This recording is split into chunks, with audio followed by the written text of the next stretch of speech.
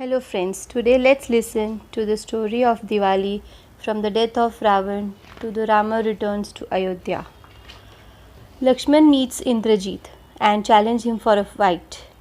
It was in the Ishtadevi's cave and the monkey scratched him, and they also sacrificed a fire and so that he could not longer perform yajna.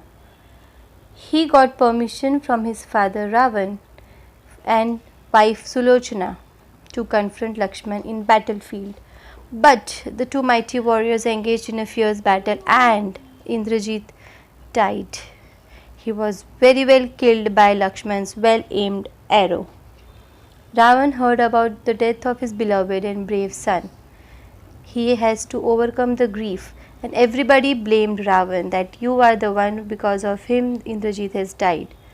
And now Ravan himself is ready to battle to Ram for the grief of his son Indrajit. Meanwhile, Rishi Agastya came to Ram and taught him the Aditya Stotra, which is the most powerful weapon to kill Ravan. Rama delivered a rousing speech to his army and they both went into the battlefield. A battle ensued between Ram and Ravan. Injured by Rama's sharp and well-aimed arrows, Ravan fell unconscious in his chariot. His charioteer quickly drove him away from the battlefield. But as soon as Ravan gained consciousness, he returned to the battlefield to fight Ram. That night, Mandodari ने request किया रावण को कि तुम जाओ राम के पास और उनसे माफ़ी मांग ले, सीता उनको वापस दे दो क्योंकि वो लॉर्ड विष्णु की इनकारनेशन है, वो बहुत पावरफुल है, हम लोग सब ख़त्म हो जाएंगे प्लीज़. बट उसके ईगो ने नहीं माना. रावण का ईगो इतना ज़्यादा था कि उसने नहीं माना. इनफैक्ट वो महाकाल मंदिर गया प्रे करने के लिए, स्ट्रेंथ पाने के लिए. When Indra, king of the Devas, saw Ram fighting on foot in the battlefield, उन्होंने अपना चैरियट और चैरियटियर भेजा रामा को और रिक्वेस्ट किया कि प्लीज़ इन दोनों को यूज़ करें वो रावण को मारने के लिए. Rama accepted as a blessing of the devas. Ravan used various mysterious and magical devices to distract Ram, but Rama rendered all his tricks useless. In the end, with the help of the Brahmastra, he finally killed Ravan, the demon king of Lanka. Now the Ravan is killed because of his most powerful weapon Brahmastra. His ego had killed him. Ravan's ego had killed him in the battlefield. He could not fight Ram, and now it's an end of the demons. The Devas rejoiced.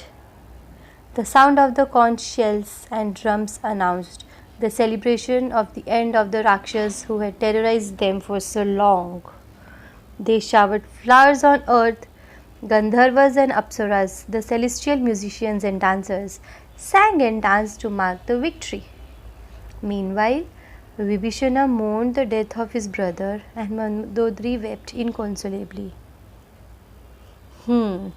अब रावण मर चुका है, राक्षसों का राज खत्म हो गया है, इसलिए सब gods and devas they are so happy कि उन्होंने फ्लावर्स डालने चालू किया अर्थ पे. They started singing, they started dancing, they were all happy क्योंकि इतने सालों से उन्होंने उनको तंग करके रखा हुआ था कि finally they are free from Ravan's hell. और विभीषण अब उसका भाई था, वो बहुत अपसेट था क्योंकि उसका भाई की डेथ हो गई और मंदोदरी बहुत रोई उसकी वाइफ. उन्होंने क्योंकि वो लोग ये सोच रहे थे कि हमने तो उसको समझाया था ना कि वापस कर दे, सीता को माफ़ी मांग ले, बट वो उसका ईगो उसका नहीं माना. उतना समझदार था रावण, इतना पढ़ा लिखा था, इतना स्किल्ड था, फिर बस उसका ईगो ने ही उसको आज सर्वनाश कर दिया. उसके ईगो ने ही आज उसको नीचे गिरा दिया. उसके ईगो ने ही आज सब कुछ ख़त्म कर दिया. उसके भाइयों को, उसके बेटों को, सबको मार गिराया उसके ईगो ने. मैं झुकूंगा नहीं, मैं टूट जाऊंगा, उस तरह का था वो. उस बीच अब वो लोग विभीषण परफॉर्म करने लगा रावण की लास्ट राइट्स को. लक्ष्मण राम की ब्लेसिंग लेके लंका में गया पैलेस में और उसने विभीषणा को किंग ऑफ लंका बना दिया, जो एक अच्छा इंसान था और अच्छे से अब उसको चलाएगा. अब जब सीता मैया को मिल गई छूट, रावण मर गया, अब क्या होगा? After 14 years of Vanvas and killing of Ravan, Ram and Sita's return was celebrated as the victory of good over evil. Vibhishan और हनुमान और बाकी सारे जो वॉरियर्स थे उन्होंने प्रिपरेशंस की सीता को राम से मिलवाने के लिए, वापस उनको लाने के लिए. और उन लोग ने सीता मैया को देखा। बट अयोध्या वापस जाने से पहले सब मंकीज़ और वॉरियर्स और सबके बीच राम ने उनको बोला कि तुम्हें अग्नि परीक्षा देनी होगी, ये प्रूव करने के लिए कि तुम आज तक प्योर हो। रावण तुम्हारे पास था पर तुम्हारी प्योरिटी आज तक है। और उसने वही किया और मिरेकल देखो कि वो फ्लेम्स उसको टच तक नहीं कर सकी। और to celebrate the death of Ravan, the demon king Brahma and Indra along with devas gathered to express their gratitude to Ram and sang praises of greatness. 14 years of exile is now going to end.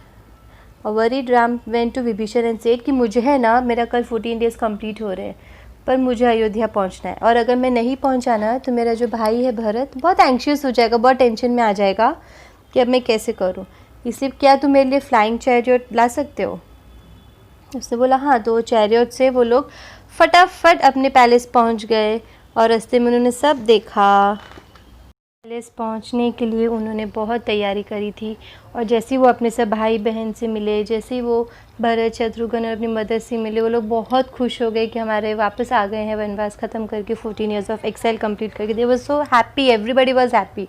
और अयोध्या को ऐसे सजाया गया था जैसे कि एक चांदनी रात में हम लाइट जलाते, दिए जलाते, इतना सुंदर सजाया गया था। तो वहीं से दिवाली सेलिब्रेशन की स्टार्ट हुई थी कि अच्छाई को हम वेलकम करेंगे लाइट्स एंड दिया से, मिठाई बनाकर, खुशियाँ बांट के, क्रैकर्स फोड़ के, क्योंकि राम भगवान रावण को हरा के आए थे, सीता मैया को अपने साथ लाए थे और अपना वनवास कंप्लीट करके आए थे। तो उन्होंने बुराई को हराया था, अच्छाई की हमेशा जीत हुई थी। तो वही हमें करना है इस साल। हमें अपने अंदर से सब बुराइयाँ हटा के अच्छा जीवन जीना है, अच्छाइयाँ अपनानी है और हमें एक नई शुरुआत करनी है ना। तो राम भगवान का वेलकम करने के लिए दिवाली सेलिब्रेट की गई थी। उस समय उस टाइम पे दिए जलाए गए थे, कैंडल्स जलाई गई थी, पटाखे फोड़े गए थे, फूलों से सजाया गया था पूरा अयोध्या। तो वही हम फॉलो कर रहे हैं आज तक।